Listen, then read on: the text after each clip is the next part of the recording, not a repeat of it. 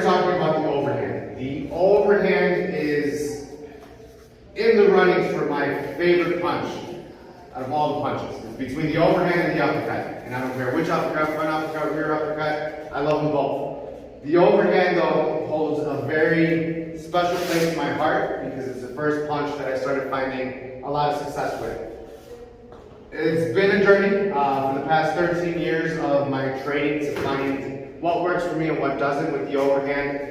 I've gone through ups and downs with it. I've gone where it works every single time, to now it's not working, to tweaking it again, to where we're at the point where it works pretty well again. So with it, those of you that know me know I have a wrestling background.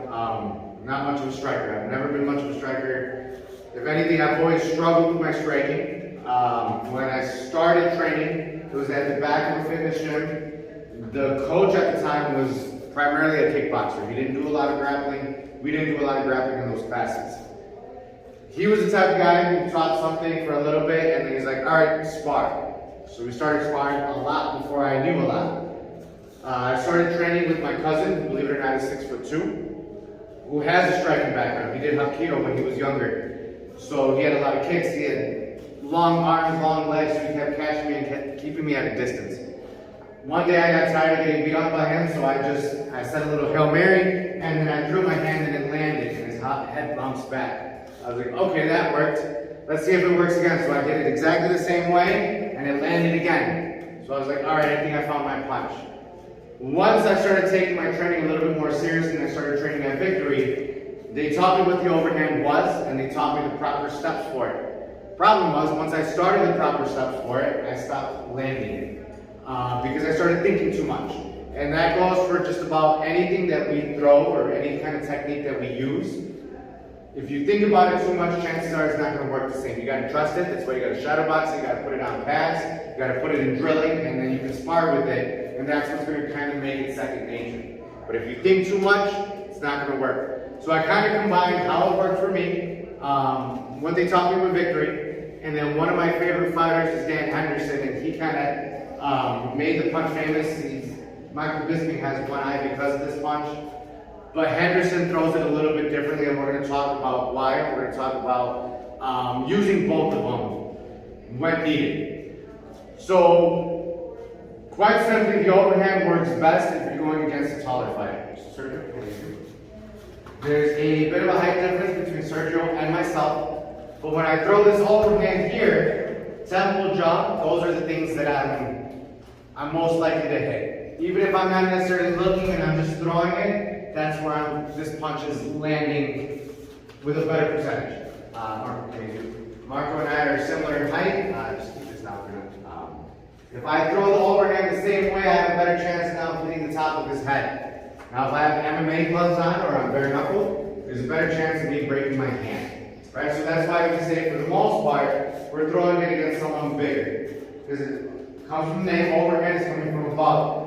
The footwork is very similar to the cross, so I'm going to step out to open up my hips, but as I step out, I'm going to bring my elbow out. I'm going to keep my elbow at 90 degrees and my armpit kind of at 90 degrees, and my palm's going to be facing me.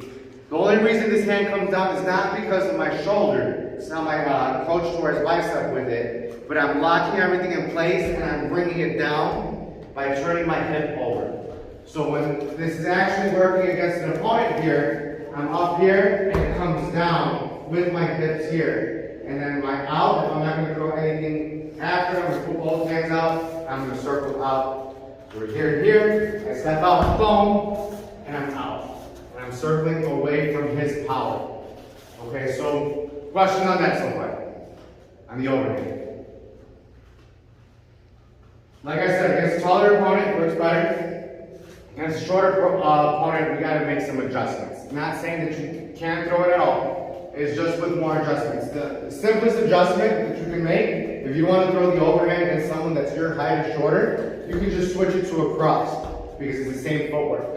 Or you can throw it the way that Dan Henderson throws it, because Dan Henderson throws it a little bit differently because he doesn't want it so much to come from up top because we're running the risk of hitting the top of his head. What Henderson does, he kind of just sticks his elbow up and points his palm down. It's essentially just a looping cross. I'm going to step out here, and and then I throw here, and it's coming more straight to the chin because I'm not coming from above. So we'd be here, and then I step here, elbow stays kind of down, palm facing down, and then I turn and I extend a little bit. My head comes off that center line, and then I can work my same out.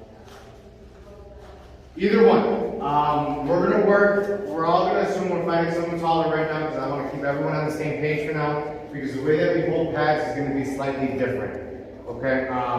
For the pad holder, because we punch through our target, all he's going to do is going to hold his rear hand straight down like this. He's not going to have it at an angle like this because I don't want him to hurt his elbow over time. We're just going to be here and here, and instead of giving that resistance, he's just going to let it fly. And we come back up here. Questions on the overhand? The setup. We're working a little bit backwards. We're going to get back to the curriculum that we built last week. The setup that we're primarily going to use is Dan Henderson's setup. Dan Henderson used to like to go to the front round kick to the front leg, and as they kind of bubble that out, that's when I'm coming in with that overhand. So the combo that we're going to start with right now, before we put the curriculum into it, is a front round kick. I put it straight down into my overhand, uppercut, overhand, and then I'm going to circle out. So he's not going to hold for the kick, he's just going to ride out that front leg, so that front kick I'm landing here, aiming for my shin above the knee. I'm going to put this down, I'm going to go overhand, I'm going to take a small step back, just a little bit higher, uppercut, and then overhand, and then I'm circling out. So one more time, I'm going to go front round kick to the leg,